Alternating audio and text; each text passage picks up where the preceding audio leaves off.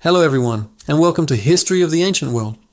Today, we're diving into one of the most fascinating and dramatic sagas in all of history, the story of the Roman emperors. From godlike rulers to depraved tyrants, these men shaped an empire that stretched across 3 continents and left a legacy that still influences us today. So grab your toga and let's journey back to ancient Rome. Our story begins not with an emperor, but with a republic on the brink of collapse. Decades of civil war, political corruption, and social unrest had torn the Roman Republic apart.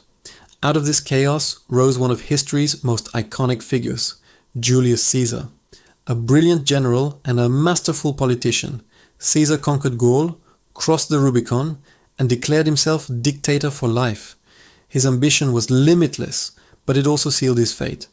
In 44 BC, a group of senators, fearing he would become a king, assassinated him on the Ides of March. But Caesar's death didn't restore the Republic. Instead, it plunged Rome into another bloody civil war. From this conflict, Caesar's adopted son, Octavian, emerged victorious. He was clever, patient, and ruthless. After defeating his rivals, Mark Antony and Cleopatra, at the Battle of Actium, Octavian held absolute power. But he was wise enough not to repeat his great-uncle's mistakes. He didn't call himself a king or a dictator. Instead, he took the title Princeps, meaning first citizen, and Augustus, meaning revered one. In 27 BC, the Roman Empire was officially born, and Augustus became its first emperor. Augustus's reign, known as the Pax Romana, or Roman peace, ushered in an unprecedented era of stability and prosperity that lasted for over 200 years. He reformed the military, established the Praetorian Guard, initiated massive building projects, and professionalized the government. He famously said, "I found Rome a city of brick and left it a city of marble." He ruled for over 40 years, setting the standard for all emperors who would follow. After Augustus came the Julio-Claudian dynasty, a line of emperors that reads like a who's who of historical drama. His successor Tiberius was a capable but gloomy and paranoid ruler who spent his later years in self-imposed exile on the island of Capri, leaving the city in the hands of the brutal Praetorian prefect Sejanus. Then came Caligula. His name has become synonymous with madness and cruelty. Initially popular, his reign descended into tyranny. Stories of his bizarre behavior are legendary. From planning to make his favorite horse, Incitatus, a consul, to declaring himself a living god and indulging in lavish, depraved spectacles. His reign was short and bloody, ending with his assassination by his own guards. He was succeeded by his uncle Claudius, who was often dismissed as a fool due to a limp and a stammer. But Claudius proved to be a surprisingly effective emperor. He was a skilled administrator who expanded the empire by conquering Britain and oversaw major public works, including new aqueducts and roads. However, his personal life was a mess, marked by the betrayals of his wives, culminating in his probable poisoning by his final wife, Agrippina the Younger. This paved the way for her son, Nero, to take the throne. Nero started his reign well, guided by his tutor, the philosopher Seneca, but his dark side soon emerged.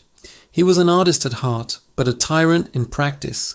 He had his own mother executed, and his name is forever linked with the Great Fire of Rome in 64 AD.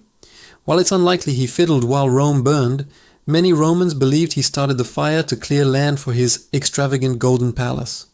He used Christians as scapegoats for the fire, initiating the first major persecution.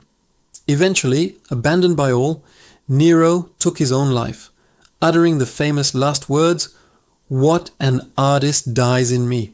Nero's death plunged the empire into another civil war, known as the Year of the Four Emperors. Generals across the empire vied for power, and Rome saw 4 different rulers in a single year. The final victor was Vespasian, a down-to-earth, pragmatic general who founded the Flavian dynasty. Vespasian restored stability and, most famously, began construction on one of Rome's most enduring symbols, the Colosseum. He was known for his wit and his focus on fiscal responsibility, even imposing a tax on public urinals.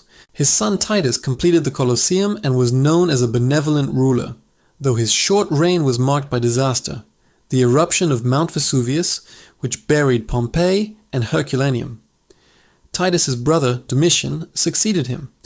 While an efficient administrator, Domitian was an autocrat who demanded to be addressed as Dominus et Deus, Lord and God. His reign of terror against the Senate ended with his assassination, bringing the Flavian dynasty to a close. This ushered in what many historians consider the golden age of the Roman Empire, the era of the 5 good emperors. This period was unique because succession was not based on bloodline, but on merit.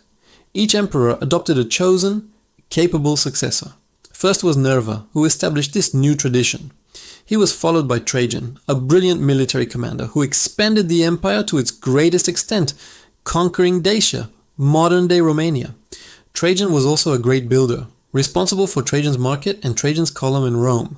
Next came Hadrian, a lover of Greek culture and a man who preferred consolidation to expansion. He traveled extensively throughout the empire, strengthening its borders. His most famous legacy is Hadrian's Wall in northern Britain, built to mark the edge of the Roman world. He was a complex figure, a poet, an architect, and a military man. Antoninus Pius followed, and his reign was so peaceful and prosperous that it's almost uneventful by Roman standards, which is the highest compliment you can pay an emperor. He ruled justly and maintained the stability established by his predecessors. The last of the 5 good emperors was Marcus Aurelius, the philosopher king. He spent much of his reign on the northern frontier, fighting Germanic tribes. Amidst the chaos of war and plague, he wrote his personal philosophical journal, Meditations, a Stoic masterpiece that is still widely read today. He was a reluctant warrior who embodied the ideal of a wise and virtuous ruler. But Marcus Aurelius made a fatal mistake. He broke the tradition of adoption and named his own biological son, Commodus, as his successor. Commodus was the opposite of his father in every way. He was vain, cruel, and megalomaniacal. He saw himself as the reincarnation of Hercules, and even fought as a gladiator in the Colosseum, which was considered deeply undignified for an emperor. His disastrous reign marked the beginning of the end for the Pax Romana. He was eventually assassinated, plunging the empire into yet another civil war. From here, the story of the Roman emperors becomes one of increasing instability. The Severan dynasty, founded by Septimius Severus, militarized the state. Emperors like Caracalla were brutal tyrants. The 3rd century saw a period known as the Crisis of the 3rd Century, where the empire nearly collapsed under the weight of constant civil war, barbarian invasions, and economic depression. Dozens of so-called barracks emperors, generals proclaimed emperor by their troops, rose and fell in quick succession. Order was finally restored by Diocletian at the end of the 3rd century. He realized the empire was too large for one man to rule effectively, so he created the Tetrarchy, or Rule of 4, dividing the empire into eastern and western halves, each with a senior and junior emperor. This system brought temporary stability, but ultimately led to more civil wars. Out of these wars emerged Constantine the Great.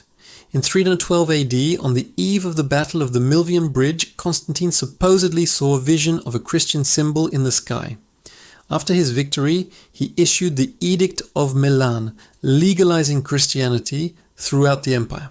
He also moved the capital from Rome to a new city he built on the site of Byzantium, which he named Constantinople. This shift of power to the east would have profound consequences.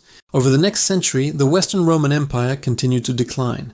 It was plagued by weak emperors, a failing economy, and relentless pressure from migrating tribes.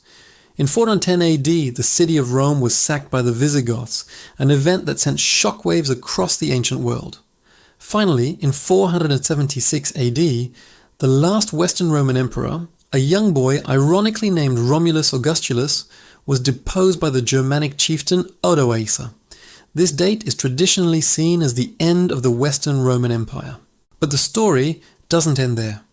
The Eastern Roman Empire, which we now call the Byzantine Empire, with its capital at Constantinople, would survive and thrive for another 1,000 years, preserving Roman law, Greek culture, and Christian tradition until it finally fell to the Ottoman Turks in 1453. The story of the Roman emperors is a sweeping epic of ambition, power, genius, and madness.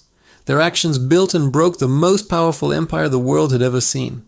They left us with monumental architecture, systems of law and governance, and stories that continue to captivate us millennia later. Thank you so much for joining me on this journey through the history of the Roman emperors. What did you find most fascinating? Which emperor's story do you want to hear more about? Let me know in the comments below. If you enjoyed this video, please give it a thumbs up and subscribe to History of the Ancient World. For more adventures into the past, we'll see you next time.